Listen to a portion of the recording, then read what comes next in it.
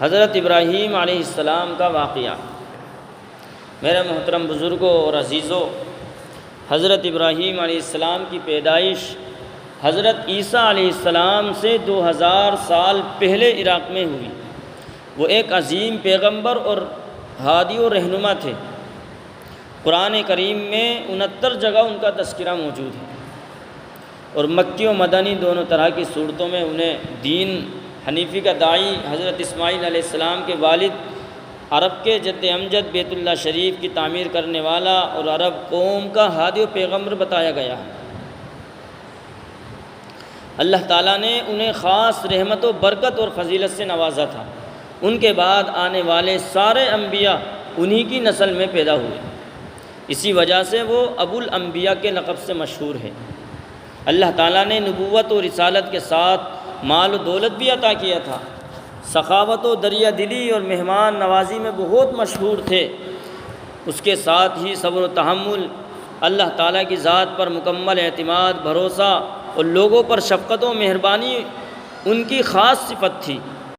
حضرت ابراہیم علیہ السلام نے جس خاندان اور ماحول میں آنکھیں کھولی، اس میں شرک و بت پرستی اور ضلالت و گمراہی بالکل عام تھی۔ سارے لوگ بتوں کی پوجا کرتے اور چاند، سورج اور ستاروں کو اپنی حاجت و ضرورت پوری کرنے کا ذریعہ سمجھتے تھے۔ ہر ایک نے اللہ تعالیٰ کی طاقت و قدرت اور وحدانیت کو بھول کر بے شمار چیزوں کو اپنا معبود بنا لیا تھا۔ خود حضرت ابراہیم علیہ السلام کے والد آزر اپنی قوم کے مختلف قبیلوں کے لیے لکڑیوں کے بت بناتے، لوگوں کے ہاتھوں فروخت کرتے تھے اور بیچتے تھے، اور پھر لوگ اس کی پوجا کرتے تھے، یہاں تک کہ آزر خود اپنے ہاتھوں سے بنائے ہوئے بتوں کی پوجا کرتے اور ان سے عقید و محبت کا اظہار فرماتے۔ ایسی جہالت و گمراہی اور حق و صداقت سے محروم ماحول میں حضرت ابراہیم علیہ السلام نے توحید کی آواز لگائی اور لوگوں کو سمجھایا اور بتایا، مگر کسی نے آپ کی دعوت کو تسلیم نہیں کیا اور سختی کے ساتھ مخالفت کرنے لگے۔ جب حضرت ابراہیم علیہ السلام نے اپنی قوم کی شرک و بت پرستی اور ضلالت و گمراہی کا مشاہدہ کیا تو انہیں سیدھی راہ پر لانے کی کوشش کرنے لگے۔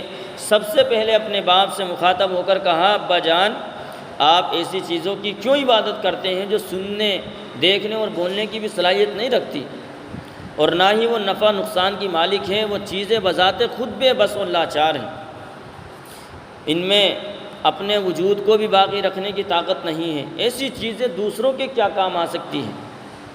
ابا جان، سیدھی اور سچی راہ وہی ہے جو میں بتا رہا ہوں کہ ایک اللہ کی عبادت کرو، وہی موت و حیات کا مالک ہے، وہی لوگوں کو رزق دیتا ہے، اسی کے رحم و کرم سے آخرت میں کامیابی مل سکتی ہے، وہی ہر ایک کو نجات دینے پر قادر ہے، اور وہ زبردست قوت اور طاقت کا مالک ہے۔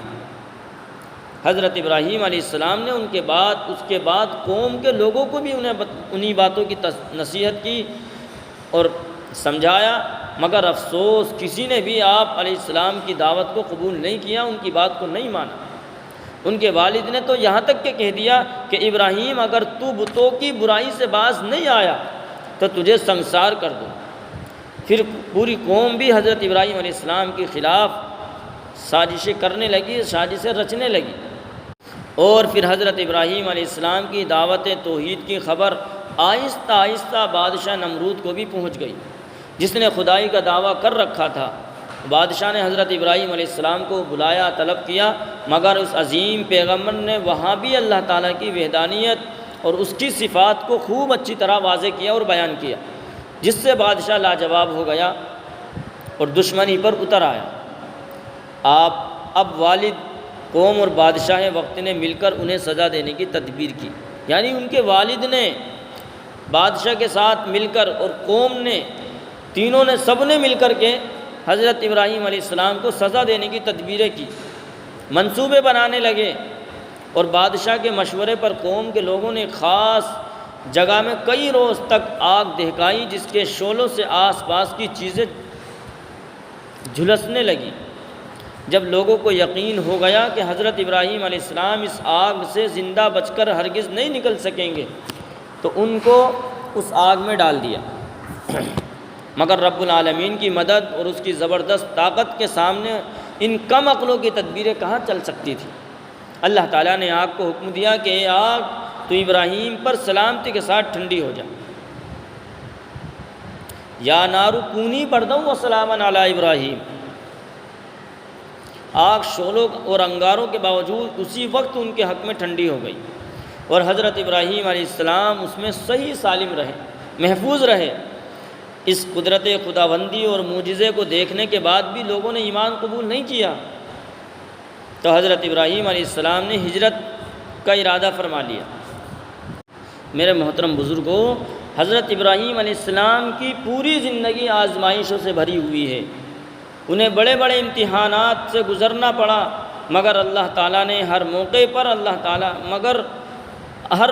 اللہ تعالیٰ نے انہیں نجات عطا فرمائی۔ غور کیجئے کہ جب ان کے والد سمیت پوری قوم اور بادشاہ وقت نے پیغام حق سنانے کی وجہ سے دیکھتی ہوئی آگ میں ڈالنے کا فیصلہ کیا، تو باطل پرستوں کا یہ خطرناک فیصلہ بھی حضرت ابراہیم علیہ السلام کے قدموں کو ڈگمگا نہ سکا۔ پھر جب بڑھاپے کی عمر میں دعاؤں اور ہزار تمناؤں کے بعد حضرت اسماعیل علیہ السلام کی پیدائش ہوئی، تو انہیں بالکل بچپن ہی میں اپنے سے جدا کرنے کا اللہ تعالیٰ نے حکم دیا، اور جب وہ کچھ بڑے ہوئے تو پھر اللہ تعالیٰ نے انہیں اپنے نام پر قربان کرنے کا حکم دیا۔ یہ سب سخت ہے، یہ سارے کے سارے ایسے سخت مراحل تھے کہ جہاں بڑے سے بڑے جواں مرد کے قدم بھی ڈگمگانے لگتے ہیں، مگر قربان جائیے حضرت ابراہیم علیہ السلام کی قربانی پر اور جذبہ اطاعت پر کہ حکم ملتے ہی اس کو پورا کرنے کے لیے تیار ہوئے، اور ایک وفادار انسان کی طرح جو کچھ کر سکتے تھے کر گزرے۔ یقیناً ان کی یہ بے مثال اطاعت و فرمانبرداری پوری امت کے لیے ایک بہترین نمونہ اور عبرت ہے۔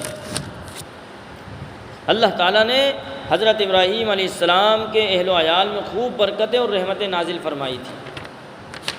ان کو اولاد بھی ایسی ملی جو انبیاء کی مورث اعلیٰ بنی۔ انہوں نے 3 شادیاں کی تھی۔ پہلی بیوی کا نام سارہ ہے جو آپ ہی کے خاندان سے تھی، ان سے حضرت اسحاق علیہ السلام جیسے پیغمبر پیدا ہوئے، جن کی نسل سے تقریباً 3500 انبیاء پیدا ہوئے۔ ان کی دوسری بیوی کا نام ہاجرہ ہے جو شاہ مصر کی بیٹی تھی، بادشاہ نے ہجرت کے دوران انہیں حضرت ابراہیم علیہ السلام کی زوجیت میں دیا تھا۔ ان سے حضرت اسماعیل علیہ السلام کی پیدائش ہوئی جو جلیل القدر نبی ہونے کے ساتھ ساتھ سید الانبیاء محمد مصطفیٰ صلی اللہ علیہ وسلم کے جد اعلیٰ بھی ہیں۔ تیسری بیوی کا نام قطورہ بتایا جاتا ہے، ان سے حضرت ابراہیم علیہ السلام نے حضرت سارہ کی وفات کے بعد عقد فرمایا تھا، ان سے کل 6 اولادیں ہوئی۔ یہ حضرت ابراہیم علیہ السلام کی حالات ہیں کہ جس طریقے سے انہوں نے اپنی زندگی کو گزارا، اور اللہ تعالیٰ کی ان کے اوپر کس طریقے سے آزمائشیں اور امتحانات آئے، اور انہوں نے اللہ تعالیٰ کے حکم کو کس طریقے سے پورا فرمایا اور امتحانات کو کیسے پاس کیا، اور اللہ تعالیٰ نے انہیں کس طریقے سے بلند مقام عطا فرمایا اور کس طریقے سے انہیں اللہ تعالیٰ نے عزتیں عطا فرمائی۔ تعالیٰ ہمیں بھی ان کے نقش قدم پر چلنے کی توفیق عطا فرمائے۔